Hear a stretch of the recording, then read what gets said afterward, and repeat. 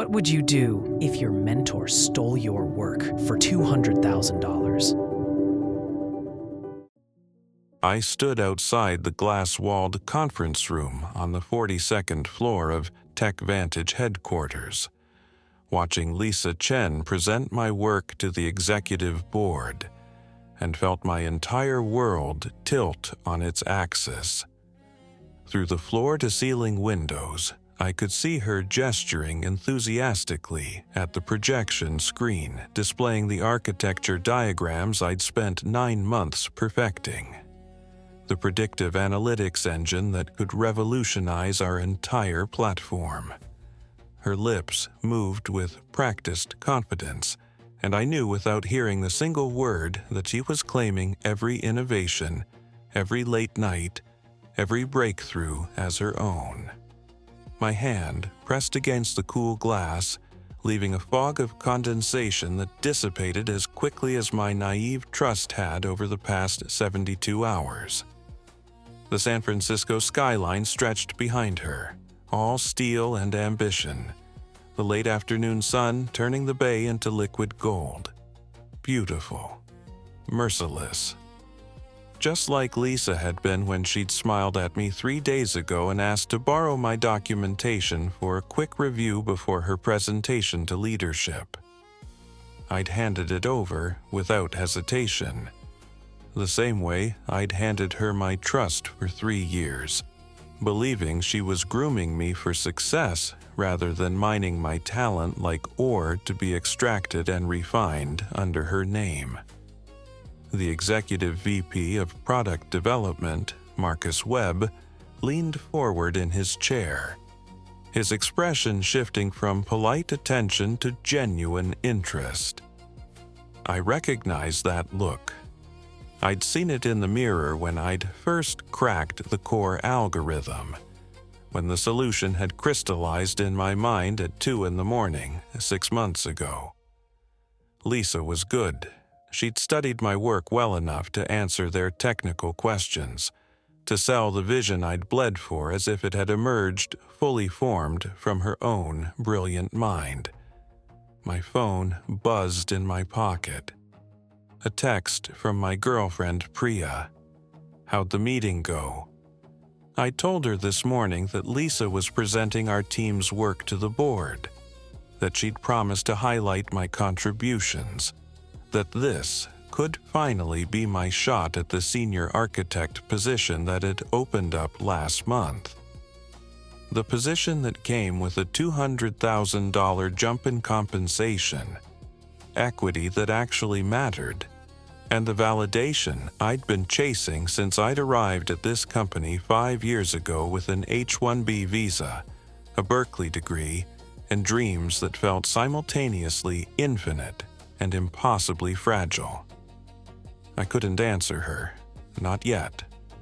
Not when the truth tasted like copper in my mouth and my carefully constructed professional world was crumbling like code with a fatal exception.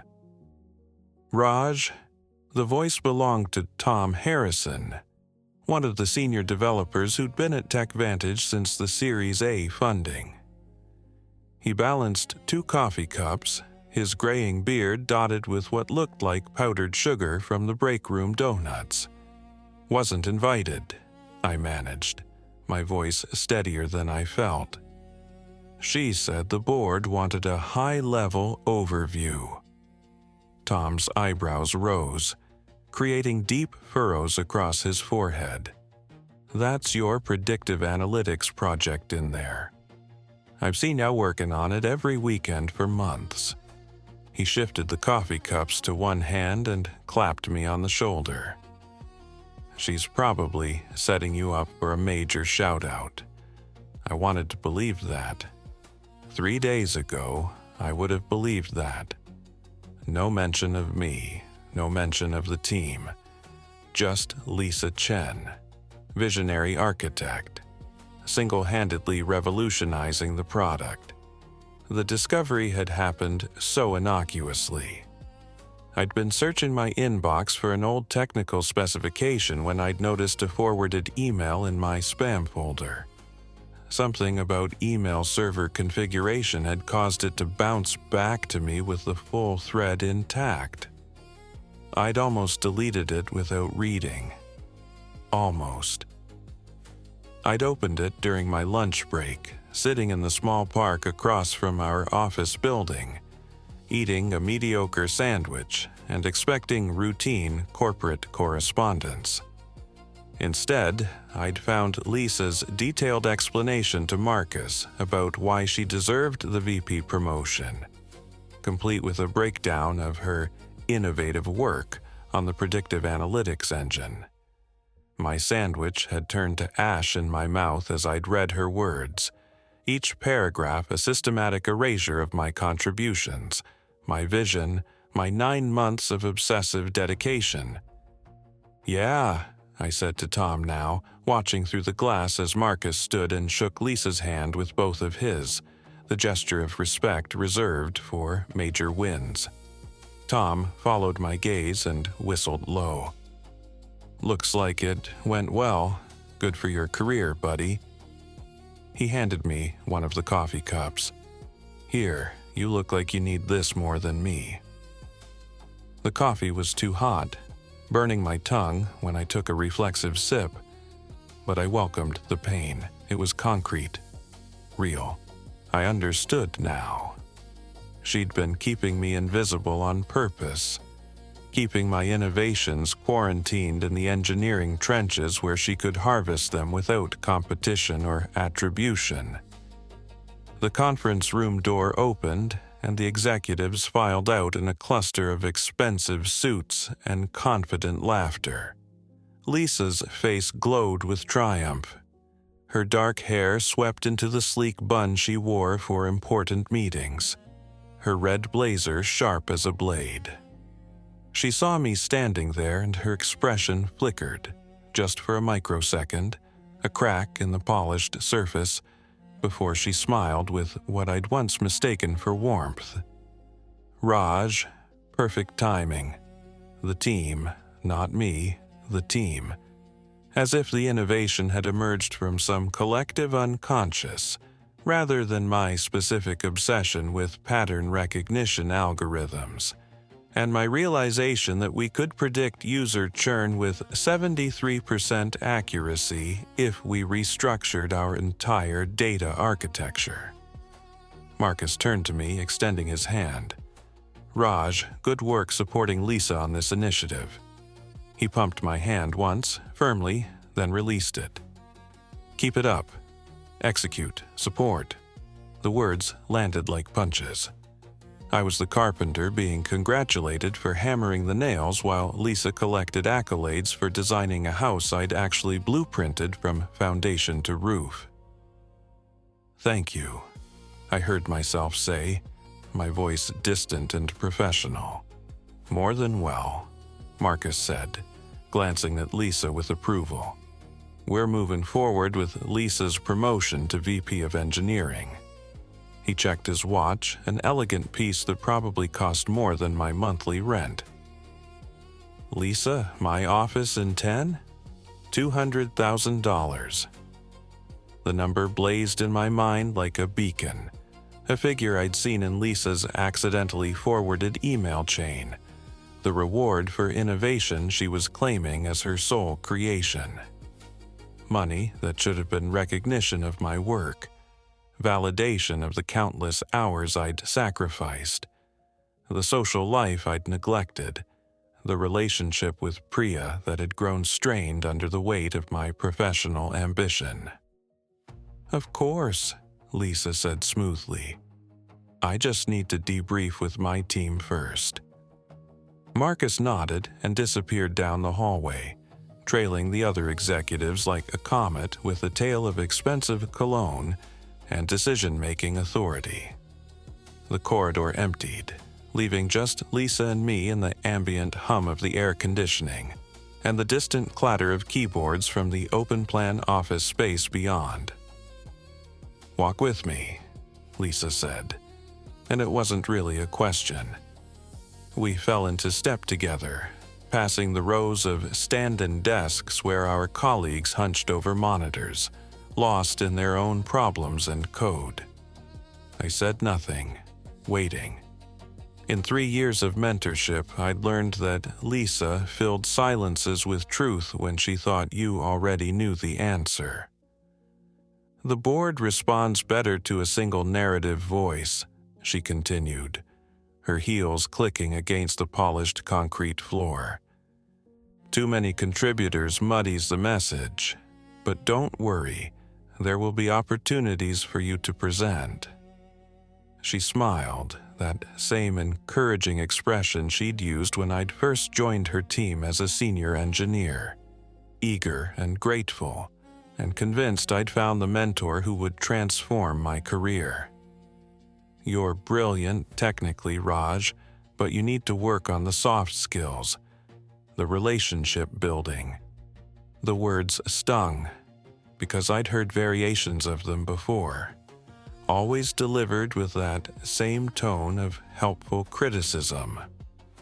Looking back now, I could see the pattern, how she'd consistently framed my technical expertise as a limitation rather than an asset, how she'd positioned herself as the bridge between my narrow engineering focus and the broader business strategy. It had been a systematic campaign to make me doubt my own capabilities beyond the code, to make me dependent on her translation of my work into value the executives could understand. I see, I said quietly. We'd reached her office, a corner space with actual walls and a door, the kind of privacy that signified arrival at Tech Vantage. Through her window, I could see the Bay Bridge stretching across the water, connecting San Francisco to the world beyond. And the predictive analytics engine? She gestured for me to sit in one of her guest chairs while she settled behind her desk, a sleek piece of Scandinavian design that matched her aesthetic perfectly.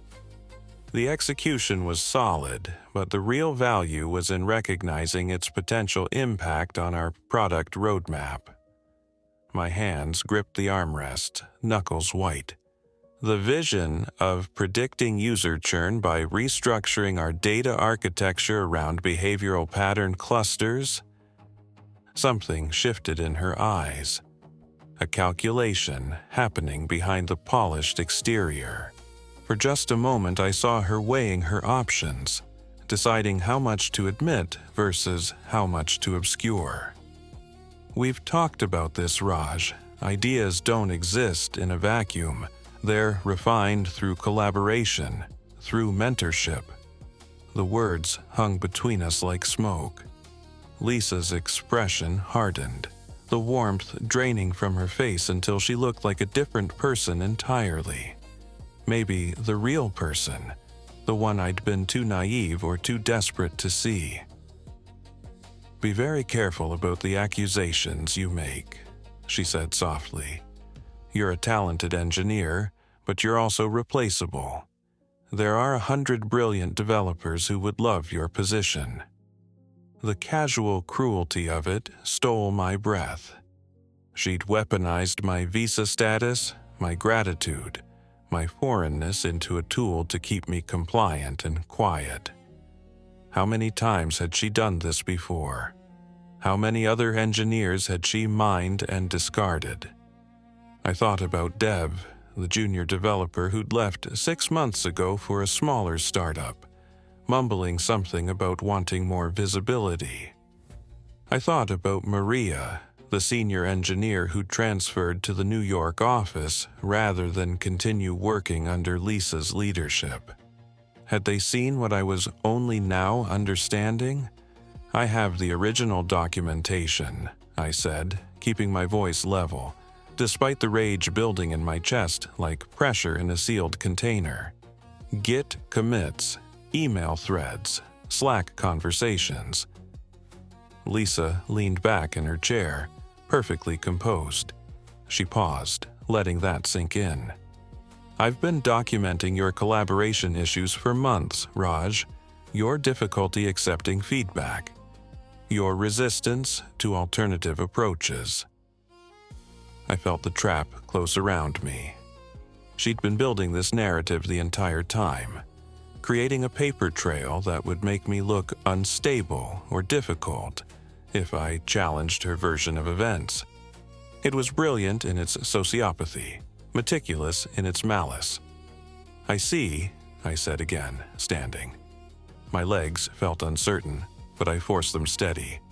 Lisa's smile returned, shark bright. "You're a valuable member of this team, Raj." She swiveled toward her computer, a dismissal. I walked back to my desk in a daze, sinking into my chair and staring at my monitors without seeing them. Around me, the office continued its normal rhythm. Keyboards clacking, phones ringing, conversations about sprint planning and API endpoints. Normal life, but nothing felt normal anymore. My phone buzzed again. "Priya. Raj, you okay?" I typed and deleted 3 responses before settling on "long day." The cursor blinked at me from my code editor waiting for input. I'd been in the middle of debugging a performance issue in the search algorithm before the presentation, before my world had fractured. The problem suddenly seemed trivial. Everything seemed trivial except the burning question of what I was going to do about Lisa Chen. I pulled up my personal backup drive, the encrypted folder where I'd been religiously storing my work for years. Every project, every innovation, every email and design document and meeting note. My father had taught me that lesson when I was 12, after I'd lost a school project to a corrupted hard drive. Always keep proof of your work, Beta. He'd said it in Hindi, with the grave seriousness he reserved for life lessons, and I'd internalized it so deeply that backing up my work had become as automatic as breathing. The predictive analytics engine was all there. My initial proposal from 9 months ago, the architecture diagrams I'd sketched during my Christmas break instead of visiting my parents in New Jersey, the algorithm refinements I'd worked through in dozens of commits during weekends and late nights. The paper trail was immaculate. But Lisa was right about one thing. Proof only mattered if people were willing to look at it, and she'd positioned herself perfectly to control the narrative. Unless I could control it better. I opened a new browser window and started researching. California employment law, intellectual property rights, wrongful termination protections. The hours blurred together as I fell down rabbit holes of legal precedent and company policies. TechVantage had clear guidelines about IP attribution and ethical conduct. They also had an anonymous ethics hotline and a formal dispute resolution process. But going through official channels meant delays, investigations, he said-she said comparisons where Lisa's VP title would outweigh my engineer credibility. I needed something more immediate, more public, more undeniable. My mind kept circling back to a conversation I'd had with my father last Diwali, when I'd flown home to New Jersey for the weekend. We'd been sitting on my parents' back porch, the autumn air crisp and smelling of the mogra flowers my mother cultivated obsessively. I'd been complaining about work, about feeling undervalued, and my father had listened with that patient stillness that meant he was really thinking. He'd finally said, "The truth is like water. You can build dams, you can redirect it, but eventually it finds its way through. Your job isn't to force people to see the truth." At the time, I'd thought he was being philosophical in that way immigrant parents often were, turning practical problems into life lessons. But now I understood. I didn't need to convince anyone I was right. I just needed to remove Lisa's carefully constructed obstacles and let the evidence speak for itself. Around 7 p.m., most of the office had cleared out. I grabbed my jacket and headed for the parking garage, my mind churning through possibilities.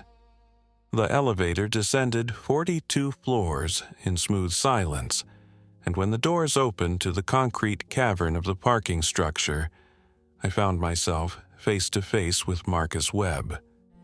"Raj," he said, seeming surprised. "Always," I replied, hitting the button for my floor. He stepped into the elevator beside me, pressing the button for P3. That's the kind of dedication that gets noticed. The irony was suffocating. Marcus studied me with the assessing gaze of someone who'd spent 20 years evaluating talent. "You know, we're always looking for engineers who can grow into leadership roles. Like the predictive analytics engine," I said carefully. His eyes lit up with enthusiasm. That project represents exactly the kind of innovative thinking we need.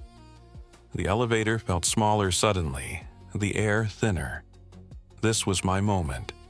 I could tell him right now, explain everything, demand he look at my documentation. But something held me back. Maybe the memory of Lisa's confident dismissal. Maybe the knowledge that a parking garage conversation would be too easy to dismiss later as sour grapes from a passed-over engineer. My jaw clenched. What if I told you that I architected that solution?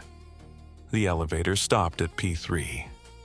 Marcus held the door with one hand, his expression shifting to something more guarded. "I'd say that's a conversation you should have with your manager." He stepped out, then paused. "Word of advice, Raj? Focus on your next innovation rather than claiming credit for past ones." The doors closed on his disappearing back. I stood there, staring at my reflection in the polished steel, and felt something crystallize inside me. They'd already decided the narrative. Lisa was the visionary. I was the ambitious engineer trying to climb over her accomplishments. Fine. If they wanted proof, I'd give them proof so overwhelming they couldn't ignore it. I spent that entire night in my apartment, Priya asleep in the bedroom while I worked at the kitchen table, building something new. Not a legal case, not a complaint, a demonstration. I started by organizing every piece of evidence chronologically, creating a visual timeline that would be impossible to misinterpret. Screenshots of my original proposal, dated and time-stamped. Git commit showing the evolution of the code base, every meaningful innovation tagged with my username. Email threads where I'd consulted with Lisa, her responses clearly positioned as feedback rather than authorship. Slack conversations where I'd worked through problems, where other engineers had thanked me for explanations and breakthroughs. But I needed more than just proof of my work. I needed to demonstrate the gap between my technical depth and Lisa's surface-level understanding.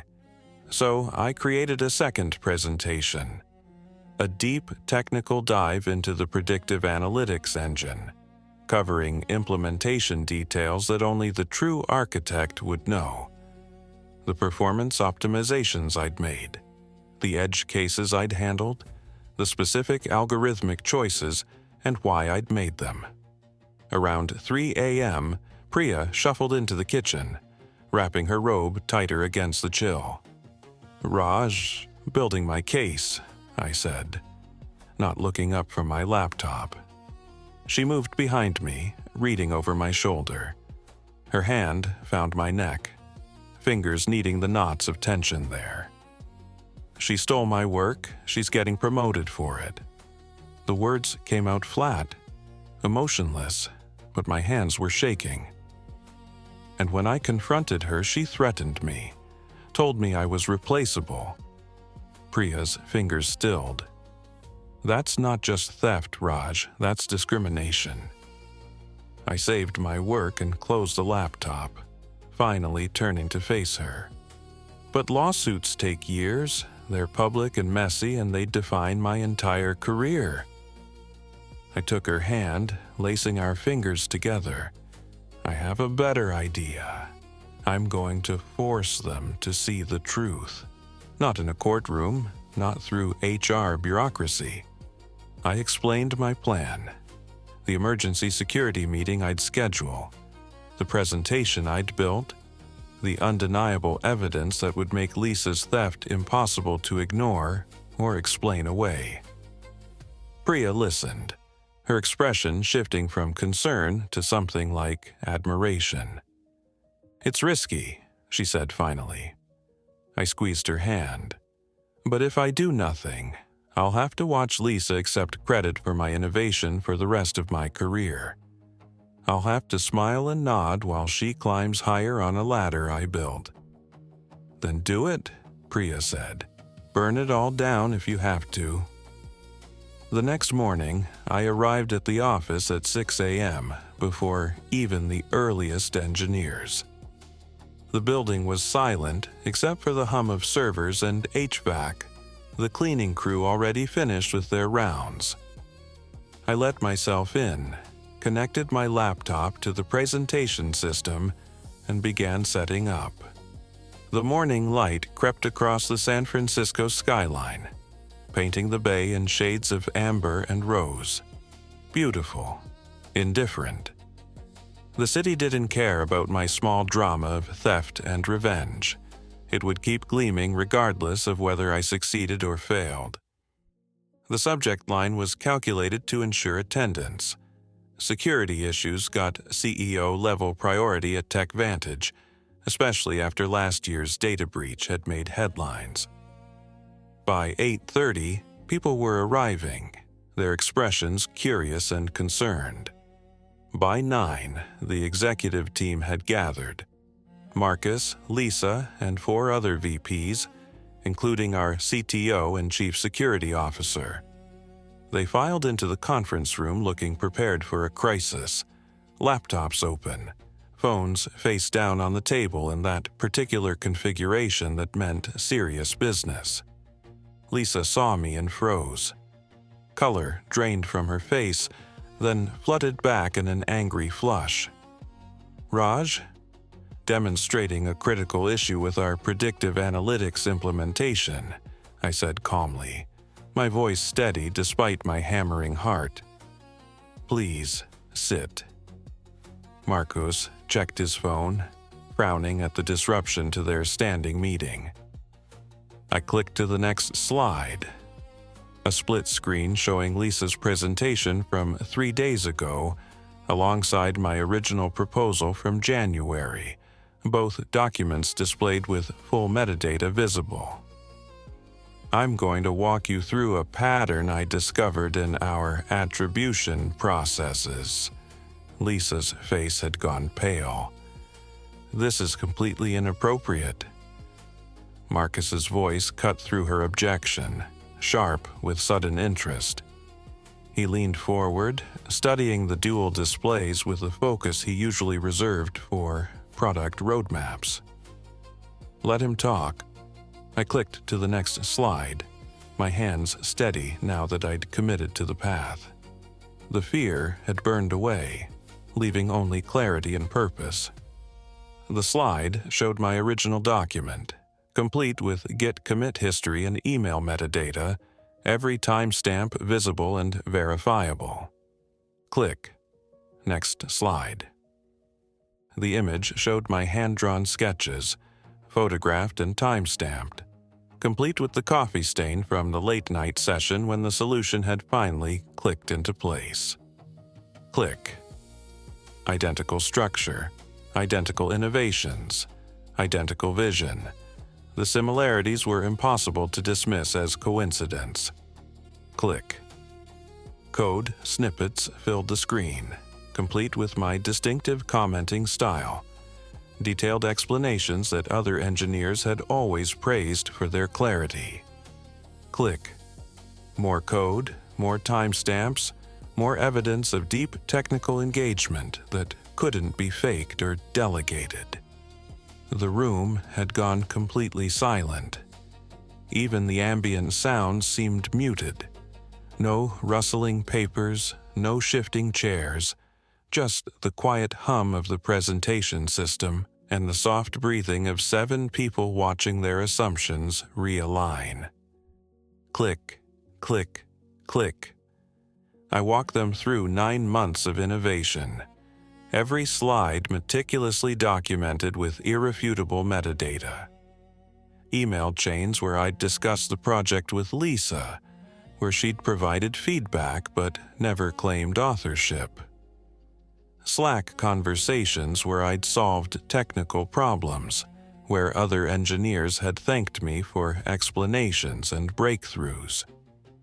Performance metrics showing the exact moment each optimization had gone live, correlated with my commits.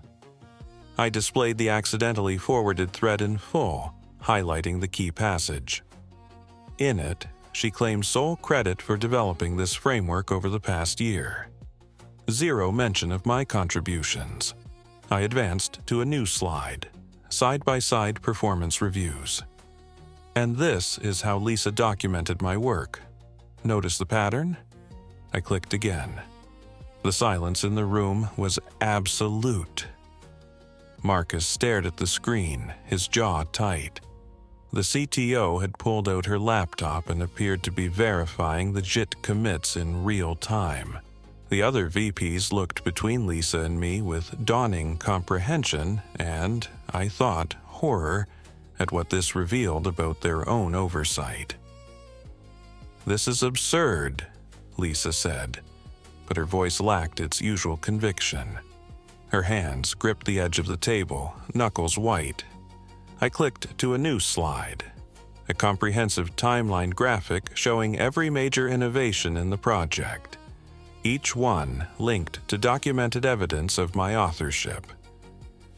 Because I have 9 months of proof that I designed, architected, and implemented every core component of this system. Project management is a contribution, Lisa said sharply, recovering some of her composure. Vision is a contribution. You're absolutely right, I agreed, and I meant it. I looked directly at Marcus. Instead, she claimed sole credit for my work to secure a $200,000 promotion. That's not leadership, that's theft. I clicked to my final slide, the one I'd agonized over until 4 a.m. A simple list of 3 recommendations. Here's what I propose. First, an independent review of all major projects Lisa has claimed credit for in the past 3 years. Second, implementation of transparent attribution guidelines that require technical contributors to be named in any executive communications about their work. I closed my laptop and faced the room. I'm not here for revenge. I'm here because this pattern will continue unless we address it systemically. How many other engineers has this happened to? How many innovations have we misattributed? Marcus's fingers drummed on the table, a nervous gesture I recognized from contentious product reviews. The room felt charged, like the air before a thunderstorm. Lisa? I mentored Raj through the entire process, she said. But she was floundering now, her polished confidence cracking like ice over deep water. Every innovation was refined through our collaboration. Show me the commits, Marcus interrupted, his voice hard. Show me the architecture documents you created. She couldn't. We all knew she couldn't. The evidence I'd presented was too comprehensive, too time-stamped, too irrefutably mine. I'm going to recommend we table this discussion, the CTO said carefully, her laptop still open to what I assumed was the Git repository, and involve HR and legal to review the attribution and IP ownership questions. Agreed. Marcus said, his expression grim. He looked at me, and I saw something in his eyes that might have been respect or might have been anger at being deceived. Raj, thank you for bringing this to our attention. Then to Lisa. You're on administrative leave pending the investigation. The color drained from Lisa's face like someone had opened a valve. Marcus, you can't be serious. 20 minutes of presentations from a disgruntled engineer and I'm taking allegations of IP theft seriously, Marcus said coldly. He stood, signaling the meeting's end. We'll be in touch with both of you. Raj, please make yourself available for follow-up questions. And Raj? Understood, I said. I gathered my laptop and left the conference room, my legs shaky with adrenaline and something that felt like vertigo. In the hallway, I could hear Lisa's raised voice, the words muffled but furious, protesting and explaining and threatening. I didn't wait to hear her response. I walked back to my desk, sat down and stared at my monitors while my heart gradually slowed to something approaching normal. Around me, the office was filling up with the morning crowd. Developers settling into their routines, designers clustering around the coffee machine, product managers already on calls with customers. Normal life. Except nothing would be normal again, not after what I'd just done. My phone buzzed. This time, I knew exactly what to say. I did it. I'll tell you everything tonight. Her response came immediately. I love you too. The investigation took 3 weeks, but it felt like months. HR interviewed everyone who'd worked on the project. Tom, who confirmed my weekend debugging sessions. Sarah from data science, who remembered helping me validate the churn prediction models. Even Dev, who I tracked down at his new startup and who quietly admitted that he'd left partly because of Lisa's tendency to claim credit for other people's ideas. Legal reviewed every document, email, and commit in my archive. The ethics committee examined Lisa's performance reviews of me, finding the collaboration issues she'd documented suspiciously vague and unsupported by any other manager's observations. They also discovered that 3 other engineers had left her team in the past 2 years, an attrition rate significantly higher than the company average. The deeper they dug, the worse it got for Lisa.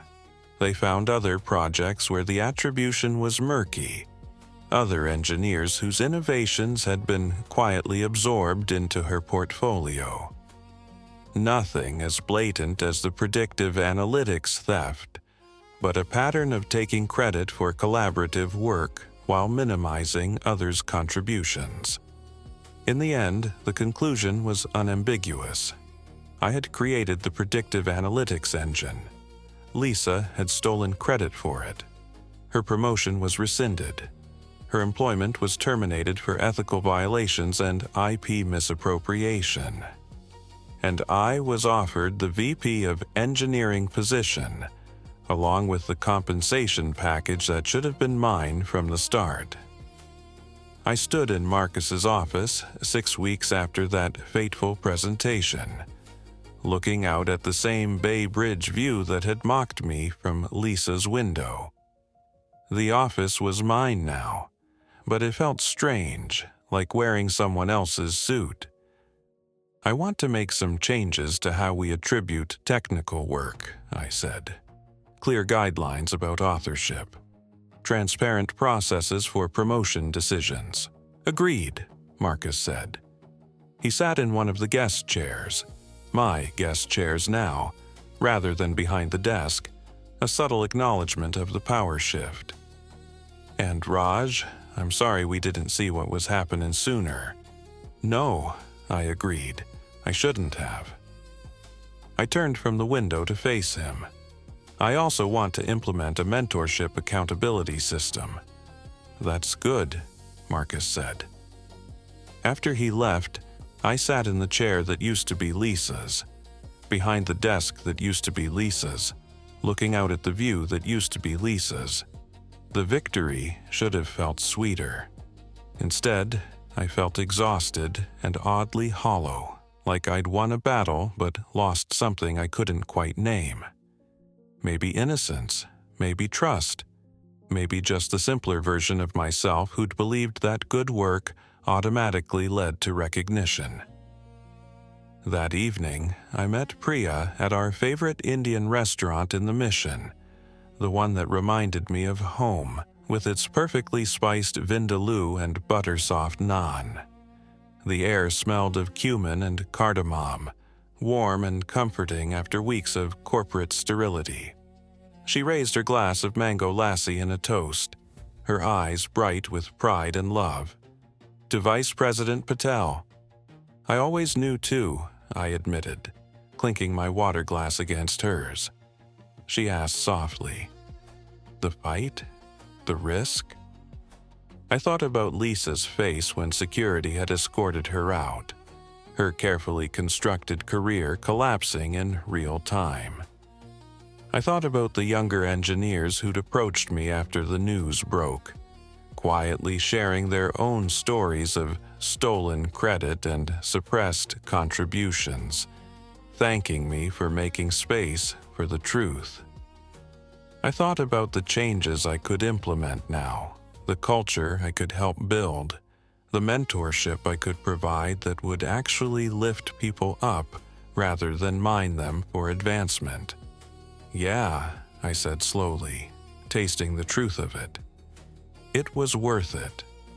Not for the promotion or the money, though those don't hurt, but for proving that the truth matters, that documentation matters. I took a bite of vindaloo, savoring the heat and complexity that reminded me of my mother's kitchen. And for learning that sometimes the people who claim to be developing you are actually just mining you.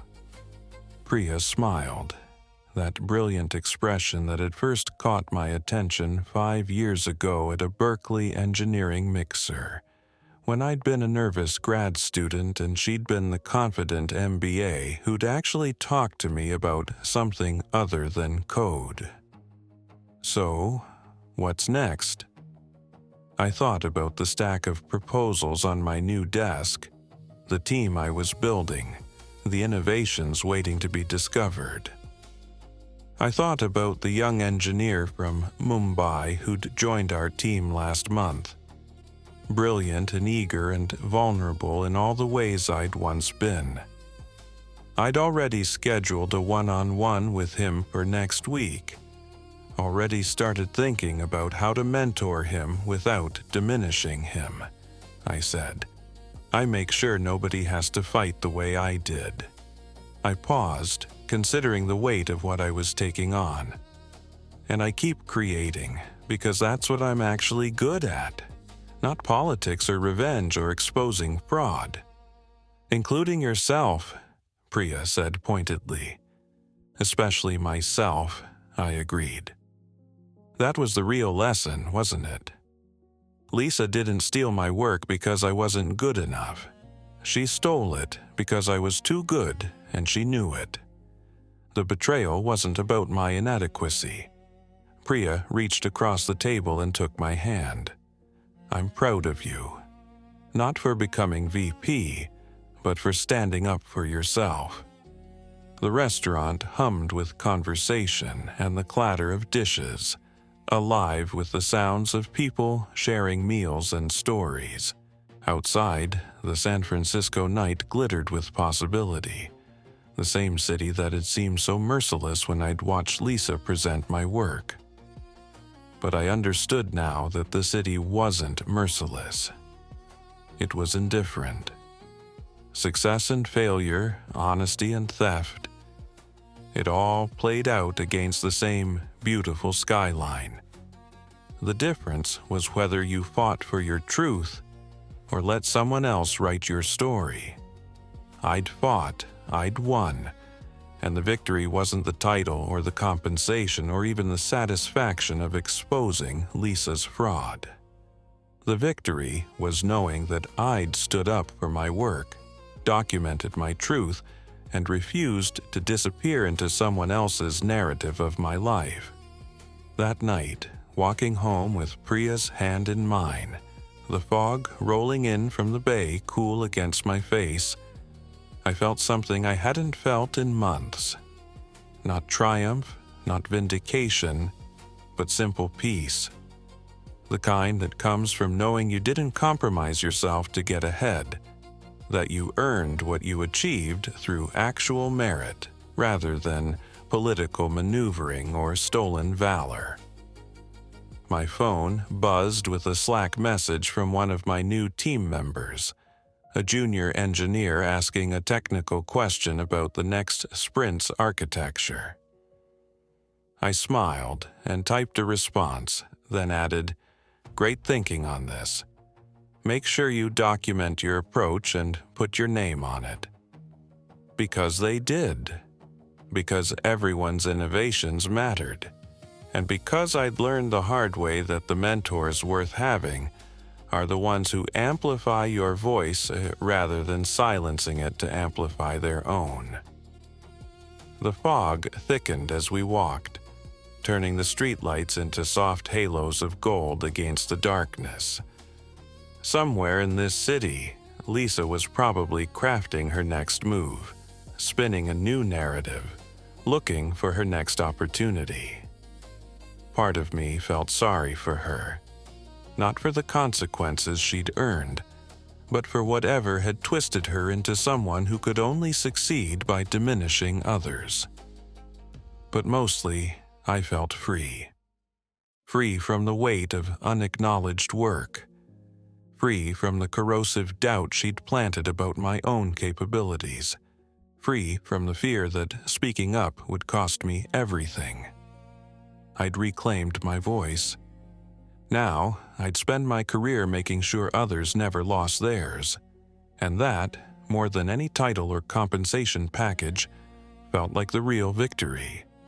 The kind that would matter not just for me, but for every engineer who came after, every brilliant mind that deserved to be recognized for what they created, rather than exploited for someone else's advancement. The work wasn't finished. It never would be. But at least now it was work I could do with my name attached, my voice heard, my truth acknowledged. That was enough. That was everything.